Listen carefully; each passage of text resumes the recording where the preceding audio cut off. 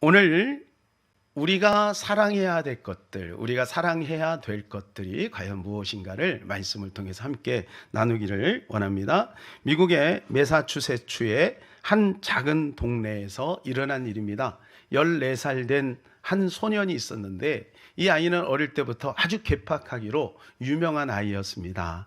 동네 아이들을 괴롭히고 또 공부는 완전히 뒷전이고 학교에 가서도 말썽꾸러기고, 그러니까 선생님들도 이 아이는 완전히 내놓은 그런 아이죠. 그런데 그 학교에 새로 부임한 한 선생님이 이 소식을 듣고 자기가 이 소년을 한번 돌봐보겠다고 그렇게 얘기합니다.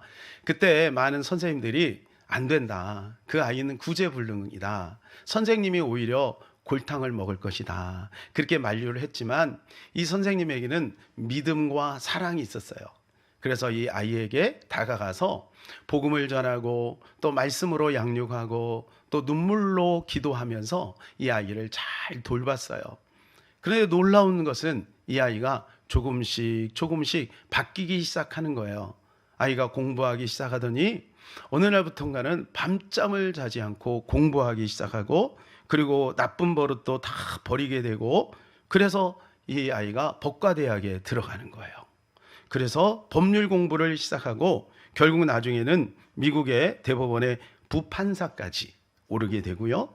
뉴욕의 뉴욕 주지사까지 올라가고, 링컨 대통령 때는 미국의 국무장관에 이르게 됩니다. 여러분, 이 이야기를 들을 때 여러분 어떤 생각이 드십니까? 이분이 윌리엄 헨리 수워드 장관입니다. 실존하는 인물이죠. 실존했던 인물이죠. 구제불능의 한 아이가 사랑의 선생님의 그 돌봄으로 인해서 인생이 완전히 바뀌는 거예요. 여러분, 이 이야기를 들으면서 여러분은 어떤 마음이 드십니까? 저는 우리 주 예수 그리스도께서 지금도 저를 돌보고 그리고 우리 모두를 돌보고 계신 것에 대한 그러한 생각이 들었습니다. 제가 어느 날 바닷가에서 조용한 아침에 커피를 이렇게 마시는데 갑자기 울컥하는 생각이 들었어요. 하나님이 이 땅에 은혜를 주시고 또 복음을 주셔서 많은 선교사님들을 보내시고 그 선교사님들을 통해서 이 땅에 이 복음으로 말미암아 경제적인 부흥과 성장을 이루게 하시고, 우리나라가 2차 세계대전 이후에 구제받고 지원받던 그런 나라에서 이제는 지원하고 또 많은 나라에 영향력을 줄 수 있는 유일한 나라가 된, 이러한 축복의 나라가 될 수 있었던 것은 그 누군가의 희생과 또 헌신이 있어서 이렇게 된 것이 아닌가 하는 생각을 하게 되었습니다. 제주도는 행정구역상 남북으로 나눠져 있습니다. 그래서 위에는 제주시, 밑에는 서귀포시로 이렇게 되어 있어요. 그런데 최근에 이 행정구역을 3개로 나누려고 하는 움직임이 있는데 아마 조만간에 그렇게 되지 않을까 생각이 듭니다. 왜냐하면 제주도 도민이 거의 찬성률이 상당히 높기 때문에 그렇게 될 것 같아요. 그래서 행정구역이 어떤 식으로 구분이 되면 이렇게 구분이 됩니다.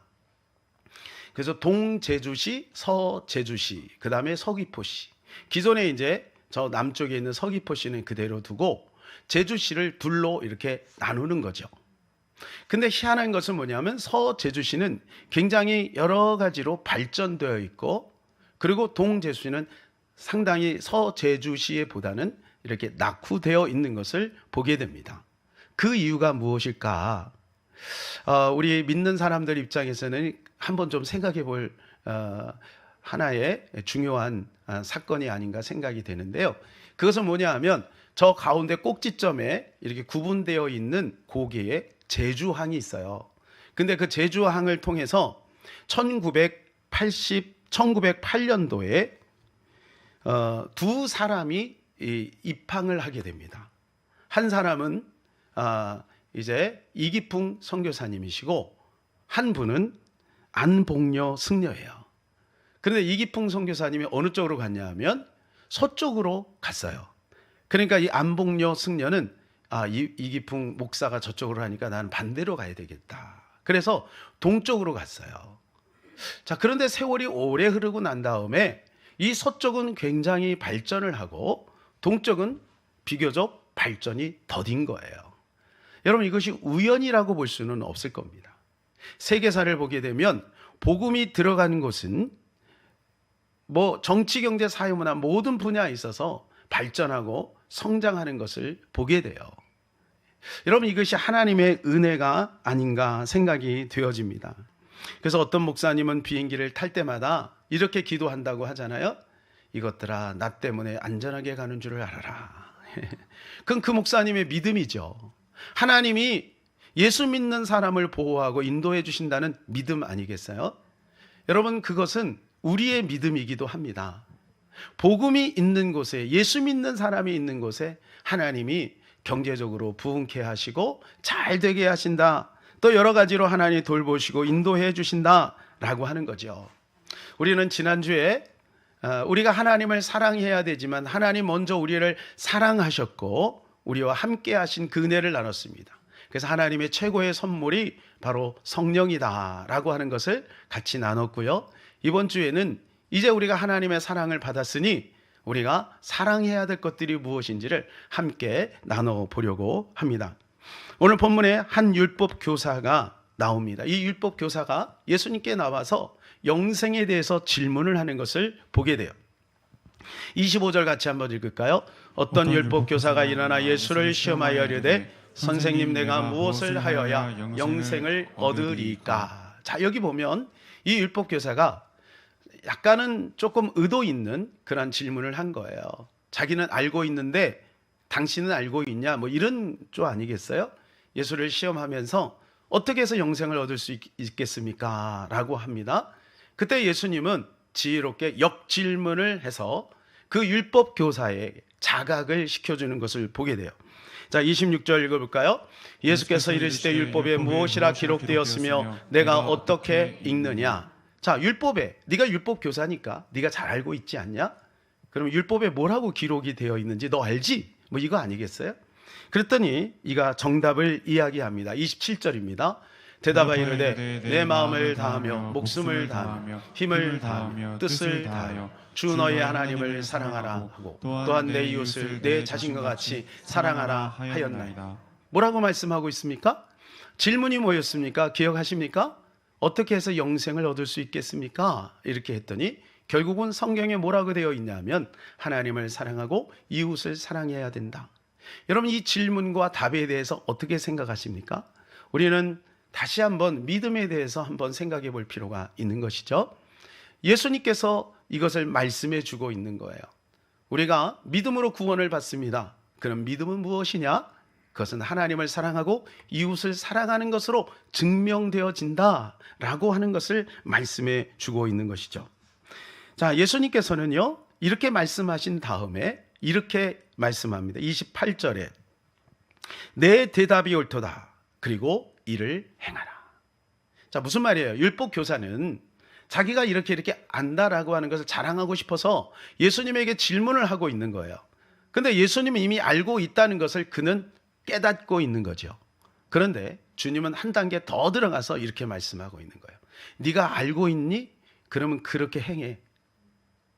자, 무슨 말인가요? 아는 것으로 안 된다는 거예요. 그렇게 행해야 된다는 거예요. 사랑하는 여러분, 믿음은 행함으로 증명을 나타나는 겁니다. 주님이 그것을 원하고 계신다는 것을 오늘 본문에서 우리가 알 수가 있는 것이죠. 자, 오늘 두 가지를 한번 살펴보려고 합니다. 27절에 있는 말씀을 중심으로 하나님을 사랑하고 또 이웃을 사랑해야 된다는 거죠. 자, 첫 번째입니다. 하나님을 사랑하는 것이 무엇일까? 자, 우리는 하나님을 사랑해야 된다는 것을 알고 있습니다. 그런데 정작 우리가 하나님을 사랑하고 있는지 우리 자신에게 한번 질문해 볼 필요가 있지 않겠어요? 자, 우리는 하나님을 사랑한다라고 이야기합니다. 도대체 하나님을 사랑하는 것이 무엇일까요? 첫 번째, 그것은 주인을 바꾸는 것입니다. 뭐를 바꾸는 것이라고요? 주인을 바꾸는 것. 하나님을 사랑한다는 것은 나의 주인을 바꾸는 거예요. 그것이 하나님을 사랑하는 거예요. 다른 말로 하면 하나님을 사랑한다라고 고백하는 것도 중요하고, 매일같이 예배를 드리는 것도 중요하고, 종교적인 활동을 하는 것도 중요하고, 봉사를 하는 것도 중요하지만 더 중요한 것이 있다는 거예요. 그것은 내 주인을 바꾸는 것이라니. 한 청년이 예수님에게 비슷한 질문을 했어요. 어떻게 해서 영생을 얻을 수 있겠습니까? 그랬더니 이번에는 예수님께서 성경에 있는 말씀을 가지고 직접적으로 말씀하셨어요. 계명을 지켰느냐? 그랬더니 이가 이렇게 얘기합니다. 그럼요, 저는 어릴 때부터 계명을 다 지켰습니다. 예수님은 한 단계 더 들어가서 그 청년의 마음속에 있는 주인을 끄집어 올립니다. 그런데 너가에게 한 가지 부족한 것이 있다. 그것은 네가 재물이 많은데 그 재물을 가지고 가난한 사람들 다 팔고 나눠주고 그리고 와서 나를 쫓으라. 그랬더니 이 청년이 재물이 많은 거로 근심하며 돌아갔다고 되어 있어요. 여러분, 여기에서 이 청년의 주인은 무엇이었을까요? 성경은 이렇게 말씀해 주고 있습니다. 마태복음 6장 24절입니다. 한 사람이 두 주인을 섬기지 못할 것이니 혹 이를 미워하고 저를 사랑하거나 혹 이를 중히 여기고 저를 경히 여김이라. 너희가 하나님과 재물을 겸하여 섬기지 못하느니라. 두 주인을 동시에 만족시킬 수는 없는 것 아니겠어요? 한쪽은 잘하고 한쪽은 그거보다 소홀할 수밖에 없다는 거 아니겠어요? 그러니까 두 주인을 섬길 수는 없는 거다. 근데 이 청년에게는 두 주인이 있었는데, 하나님도 사랑하고 재물도 사랑하는 두 주인이 있었는데 결정적인 순간에 보니까 두 주인이 아니었고 한 주인이었다는 거예요. 이 청년에게는 주인이 뭐였어요? 하나님이 아닌 거예요. 재물이었던 거예요. 재물이 그의 주인이었다는 거예요. 즉 무슨 말이냐면 우리에게는 주인이 다 있다는 거죠. 사랑하는 여러분, 저와 여러분의 주인은 누굽니까? 우리 한번 질문해 볼 필요가 있어요. 하나님을 사랑하는 주제로 우리가 나누면서 과연 우리가 하나님을 사랑한다라고 하는 것이 무엇인가? 과연 하나님이 나의 주인인가? 이것을 질문해 볼 필요가 있겠죠. 사랑하는 여러분, 하나님만이 우리의 유일한 주인임을 믿으시고 그렇게 인정하시고 그렇게 사시는 저와 여러분 되기를 축복합니다. 하용록이라고 하는 분이 계셨어요. 이분은 목사님 아들로 태어나서 한센병 환자촌에서 12살까지 살았습니다. 아마 부모님이 이 아들을 위해서 지극하게 기도했던 것 같아요. 그래서 하나님께서 이 아들을 축복하셔요. 그래서 12살에 미국으로 건너가서 열심히 공부를 합니다. 그래서 무려 29살에 큰 기업은 아니지만 중소기업의 부사장 자리까지 올라가요. 대단한 거죠. 미국에서 그 정도까지 그 젊은 나이에 된다는 것이 쉽지가 않겠죠. 그런데 문제가 발생합니다. 이제 결혼을 하고 자녀 둘을 낳고 이제 이 정도면 살만하고 그리고 나름대로 성공 가도를 달리고 있는데 고속도로에서 100km 막 달리고 있는데 갑자기 가슴에 문제가 왔어요. 온몸에 식은땀이 나더니 온몸이 덜덜덜 떨리기 시작하는 거예요. 그래서 가까스로 3차선으로 자동차를 옮기고 의식을 잃어버렸어요. 기적 같은 일이죠. 거기서 죽지 않고 사고가 나지 않은 게. 그러다가 눈을 딱 열고 보니까 옆에 차가 쌩쌩 지나가는 거예요. 그때 그는 깨달았어요. 나는 아무것도 아니구나. 한순간에 내 목숨을 잃어버리면 내가 가지고 내가 경험했던 내가 세웠던 그 모든 업적들, 성공들 이러한 것들은 아무것도 아니구나. 나는 나칭이구나. 그래서 그 자리에서 하나님 앞에 엎드려서 찬양을 드립니다. 주 하나님 지으신 모든 세계 내 마음속에 그리워 볼 때 하늘의 별 울려 퍼지는 내서 주님의 솜씨 노래하도다. 주님의 높고 위대하심을 내 영혼이 찬양하네.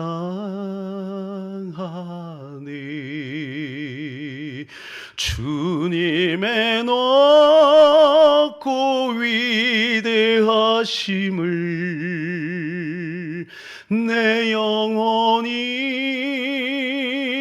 찬양하네. 그가 이렇게 하나님을 찬송한 거예요. 그러고 나서 그가 회복이 되기 시작하는 거예요. 그런데 나중에 병원에 가보니까 심장에 심각한 문제가 있는 거예요. 수술하지 않으면 죽을 수밖에 없는. 그래서 어떻게 해서 심장 이식 수술을 성공적으로 마치게 됩니다. 그 뒤에 이가 팀 하스라고 하는 기업을 창업을 해요. 그리고 순전하게 하나님의 말씀을 따라 성경의 가치로 기업을 운영하기 시작합니다. 특별히 잠언 31장에 있는 말씀, 그 말씀을 붙들고 기업을 일구는데 무려 20년이 지난 다음에 2015년도에 미국의 젊은이들이 가장 가고 싶은, 입사하고 싶은 그러한 기업 중에 하나가 되었다고 합니다. 우리나라에 오셔서도 이제 강의도 하시고 KBS 공영방송에도 소개가 됐고 나중에는 이분이 목사가 되세요. 이 기업의 모토, 이 목사님의 인생의 모토는 우리는 어려운 이들을 돕기 위해 존재한다라고 하는 거예요. 이가 깨달은 것은 무엇이냐 하면 이거예요. 나는 아무것도 아니다. 내 인생의 주인은 하나님이다. 사랑하는 여러분, 어떤 계기가 있어서 여러분 그것이 우리에게 아픔이 될지라도 내가 그것을 통해서 내 인생의 주인이 내가 아니고 하나님이라는 것을 알게 된다면 여러분 그것은 위대한 일인 것입니다. 거기에 에너지가 있고 거기에 파워가 있고 거기에 능력이 입혀지게 되는 것 아니겠어요? 이 하영록 선교사님이, 목사님이 그걸 깨달은 거예요. 자, 두 번째로는 하나님을 사랑한다는 것은 무엇일까요? 그것은 우선순위를 바꾸는 거예요. 첫 번째는 뭐라 그랬어요? 그렇습니다. 주인을 바꾸는 거. 주인을 바꾸는 거. 두 번째는 우선순위를 바꾸는 거. 그게 하나님을 사랑한다는 거예요. 사랑하는 여러분, 모든 성도들에게 하나님을 사랑하십니까? 라고 질문하면 모든 성도, 저도 마찬가지. 정말 하나님을 사랑하고 싶어요. 그런데요, 그게 잘 안 돼요. 어디서 무너질까? 그것은 아주 작은 것에서 무너진다는 거예요. 유발 하랄이라고 하는 인류학자가 있습니다. 이분은 지금 이 시대를 이렇게 평가하고 있어요. 인간의 3대 재앙이 있다. 기근, 질병, 전쟁. 과거에는 이 인간이 이것을 컨트롤할 수 있는 힘이 없었어요. 그런데 지금은 이 인류가 발전하면서 이거를 어느 정도 조절할 수 있는 힘이 생겼다는 거예요. 예를 들어서 역사상 처음으로 인간은 굶어 죽어가는 사람보다 많이 먹어서 비만으로 죽는 사람이 더 많아졌다. 여러분, 지금 이 시대가 그런 시대예요. 굶어서 죽는 사람보다는 비만으로 죽는 사람이 더 많다는 거예요. 또한 역사 이후로 인간들은 아파서 질병으로 죽는 사람보다 나이가 많아서 죽는 사람이 더 많아졌다. 옛날에는 뭐 전쟁과 또 질병으로, 그죠? 이렇게 죽는 사람이 많았는데 지금은 그렇지 않다는 거예요. 역사상 처음으로 인간들은 테러와 전쟁과 범죄보다 자살로 목숨을 잃어버리는 사람이 더 많아졌다. 그렇지 않아요? 우리나라만 해도 교통사고로 죽는 사람보다 자살로 죽는 사람이 더 많아요. 그는 앞으로 이러한 시대가 올 거예요. 과학문명이 발전해서 생명공학이 발전을 해갖고 앞으로 자기의 수명을 연장하고 영생을 추구하려고 하는 그러한 의도가 점점 많아질 거다. 그리고 어찌 보면 거기까지 도달할 수도 있다라고 예견합니다. 그러나 성경은 그렇게 말해주고 있지 않죠. 월트 디즈니 미국의 상상력의 승리라고 하는 책의 저자인 닐 게이블러는 이 시대를 향해서 이렇게 경고하고 있습니다. 자, 중요하니까 한번 같이 읽어볼까요? 이 시대를 지배하고 있는 것은 거대한 철학이나 심오한 종교가 아니다. 이 시대를 지배하고 있는 것은 단지 오락이다. 어떻게 생각하세요? 이 시대를 지배하고 있는 것은 거대한 어떤 이슈가 아니라, 거대한 철학이나 심오한 종교가 아니고, 이 시대를 지배하고 있는 것은 아주 사소한 오락이라. 많은 사람들이 천국에 못 가는 이유 중에 하나가 뭐냐면 이 오락을 끊어버리지 못해서 그런 거예요. 이 오락이라는 것은 컴퓨터 게임만 말하는 것은 아닙니다. 우리 주변에 쉽게 접할 수 있는 수많은 오락들이에요. 이게 뭐냐면 우선순위예요. 나도 모르는 사이 우선순위가 거기에 빼앗겨 버리는 거죠. 그것이 잘못된 건 아니야. 하나님이 제공하신 거니까. 자연 하나님이 제공하신 거예요. 그러니까 우리는 그걸 통해서 하나님을 찬양하고 누릴 수 있지요. 여러분, 좋은 음식들, 우리 주변에 좋은 사람들, 만남 관계, 여러분 얼마나 아름다워요.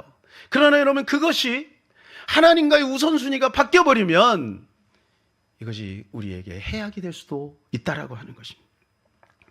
계시록 18장에 가게 되면 음료 바벨론에 거래되는 수많은 상품들이 나열되어 있습니다.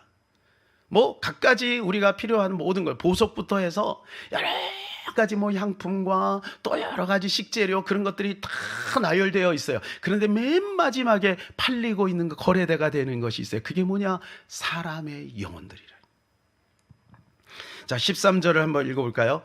계피와 향료와 향과 향유와 유황과 포도주와 감람류와 고운 밀가루와 미리오, 소와 양과 말과 수레와 종들과 사람의 영혼들이라. 음료 바벨론은 세상을 말하는 것입니다. 우리가 살고 있는 이 땅이 바로 음료 바벨론인 거죠.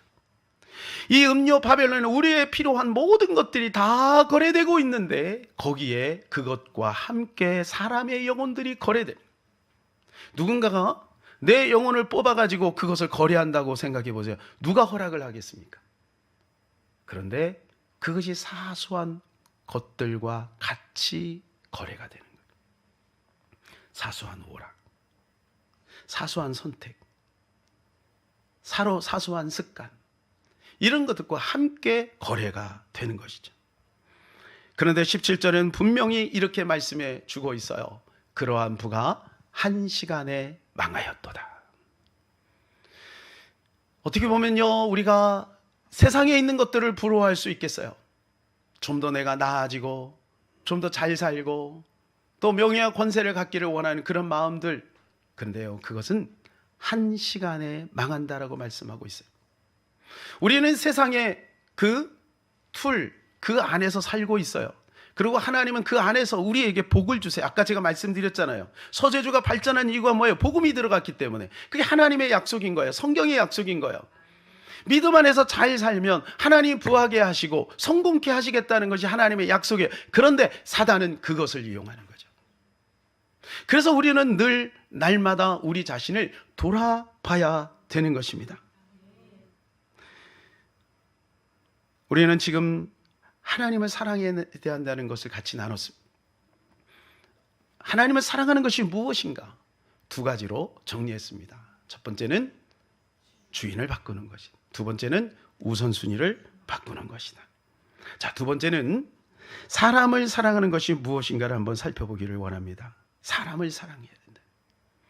자, 사람은 꽃보다 아름답습니다. 여러분, 이게 노랫말이잖아요, 그죠? 사람은 꽃보다 아름답다. 정말 그런 것 같아요. 저는 제 주변에 보면 정말 사람들이 멋있어요. 너무나도 아름다워요. 그 사람과 함께 있으면 너무 즐겁고 행복하고 미소가 저절로 지어져요. 사랑하는 가족들, 또한 사랑하는 여러분들, 함께 신앙생활 할 수 있어서 저는 하루에도 몇 번씩 감사해요. 우리 소중한 우리 성도들과 함께 신앙생활 할 수 있는 것이 얼마나 감사한지 몰라요. 그런데 그 사람들을 사랑하기가 너무 힘들어요. 왜냐하면 내 주관적인 생각이 있기 때문에, 또 나의 취향이 있기 때문에, 내가 연약하기 때문에 그 사람들을 사랑하기가 너무너무 고통스러워요.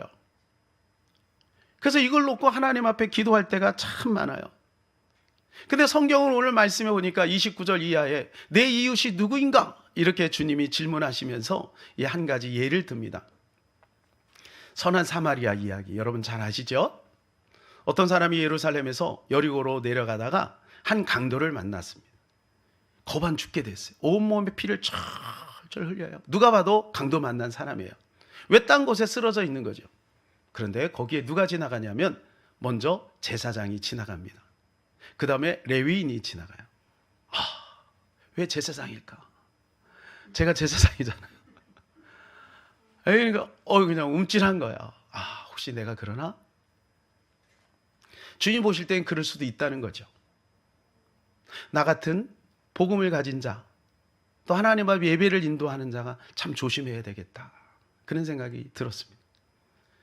그리고 레위인이 지나갔어요. 다 지나갔어요. 뭐 그 외에도 많은 사람들이 그냥 지나갔겠죠. 무서워서 지나가고 바빠서 지나가고 막 지나갔겠죠. 그런데 한 사람이 머물러요. 이 사람이 사마리아인이에요.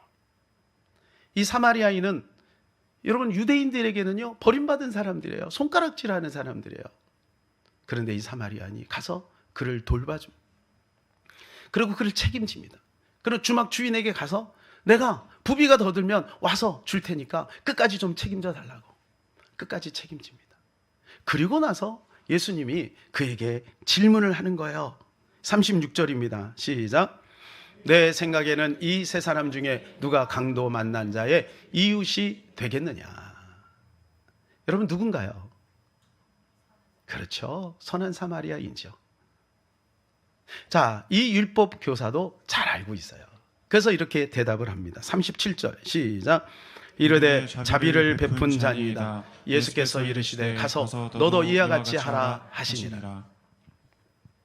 여러분 중요한 것은 이거예요.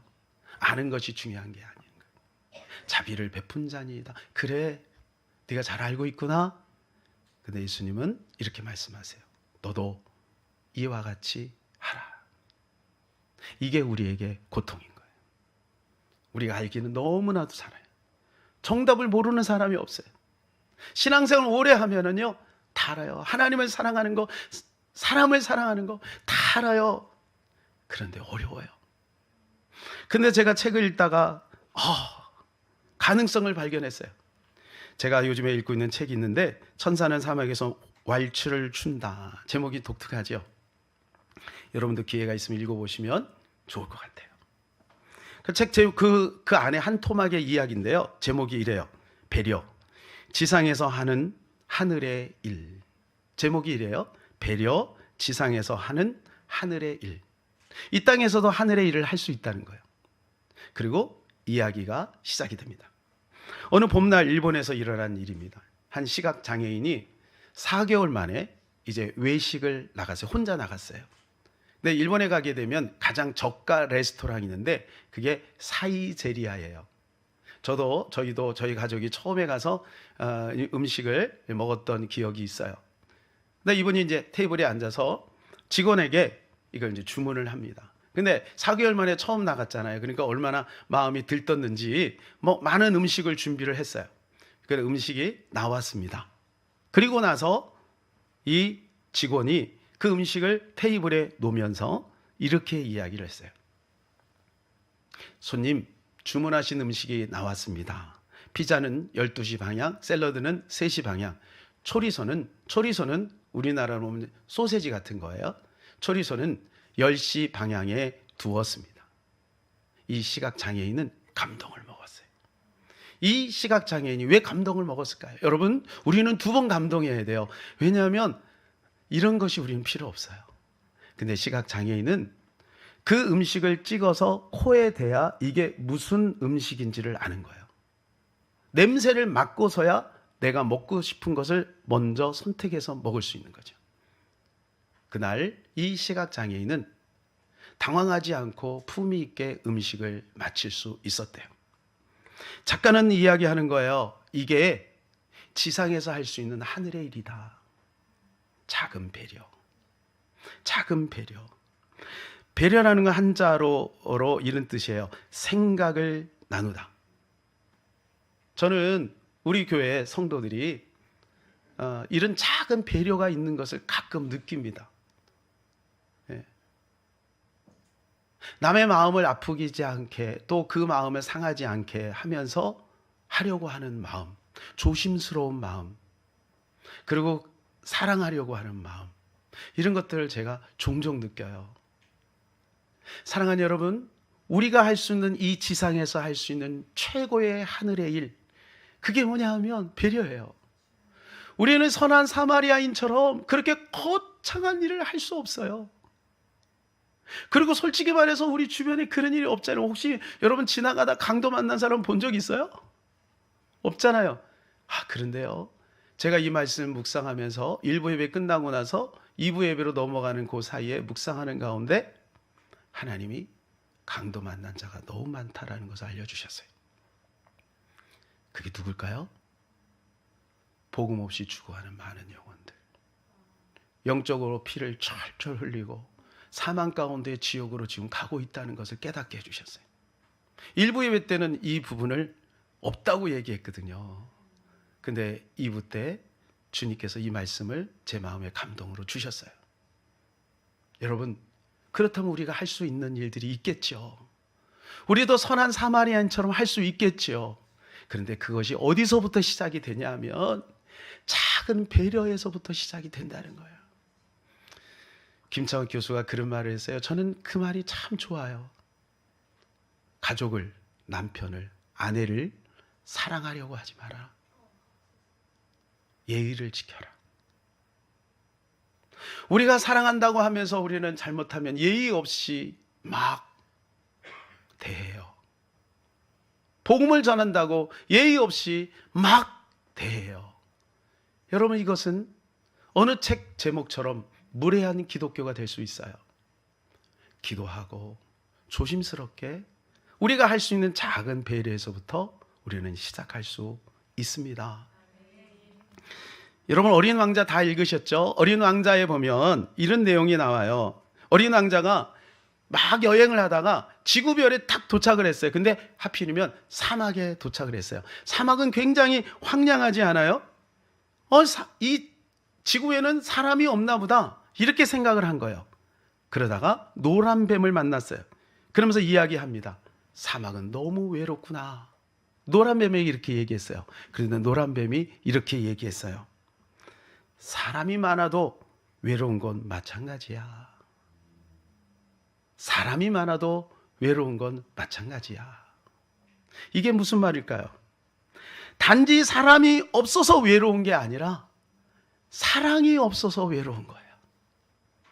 여러분, 우리가 조금 더 한번 생각해 볼까요? 하나님도 외로울 때가 있지 않겠어요? 군중 속의 고독이라고. 수많은 사람이 하나님 앞에 예배를 드리지만 정작 내 마음을 하나님 앞에 올려드리는 사람은 몇이나 될까요? 저는 예배 드릴 때마다 이것을 한번 생각해 봐요. 그저 저는 예배 인도자가 아니라 예배자가 되었으면 좋겠다. 너무 부족하지만, 사랑하는 여러분, 우리가 하나님을 정말로 사랑한다고 하는 것은 예배 현장에 있는 것이 하나님을 사랑하는 것, 물론 그것도 하나님을 사랑하는 거지만 우리의 삶의 주인을 바꾸는 거예요. 그리고 우선순위를 바꾸는 거예요. 그것이 진정한 하나님을 사랑하는 것 아니겠어요? 또한 우리가 사람을 사랑하는 것, 여러분, 이것이 어떻게 보면 거창한 것이 아니라 우리의 작은 배려를 통해서 시작할 수 있다는 것입니다. 사랑하는 여러분, 이번 한 주간 우리가 하나님을 사랑하고 또 이웃을 사랑하고 또 우리의 가족들을 사랑해서 우리 하나님의 마음을 기쁘게 해드리는 저와 여러분 되시기를 주님의 이름으로 축복합니다.